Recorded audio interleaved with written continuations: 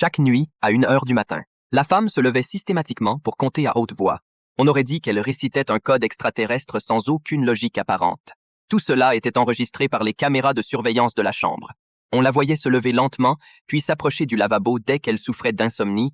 Elle ne pouvait s'empêcher de compter. Mais, cette nuit-là, le rythme de ses paroles devint de plus en plus rapide. Et soudain, elle se mit à se cogner violemment contre le miroir. Après 3 coups, elle s'évanouit. À cet instant, Mary se réveilla en sursaut de son propre cauchemar. Mais à partir de ce moment, elle devint étrangement différente, car juste après 1 heure du matin, submergée par l'angoisse, elle n'arrivait plus à fermer l'œil. Mary décida alors de se lever pour travailler, et sans s'en rendre compte, elle travailla jusqu'au lever du jour. En regardant le calendrier, elle réalisa que son 40e anniversaire approchait, mais elle avait un mauvais pressentiment. C'est alors que le téléphone sonna. C'était sa sœur, qu'elle n'avait pas vue depuis 6 mois, appelant de l'hôpital. Mary se précipita vers la chambre d'hôpital pour découvrir avec horreur que son rêve était devenu réalité. Sa mère s'était effectivement évanouie en heurtant la cuvette des toilettes la nuit précédente. Peut-être à cause de vieux conflits familiaux. Mary se sentit trompée et finit par se disputer violemment avec sa sœur avant de quitter l'hôpital furieuse, car elle avait prévu un dîner à la maison,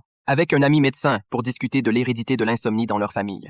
Elle apprit alors que leur mère avait commencé à souffrir d'insomnie à 40 ans, ce qui expliquait pourquoi Mary n'osait même plus fêter son anniversaire.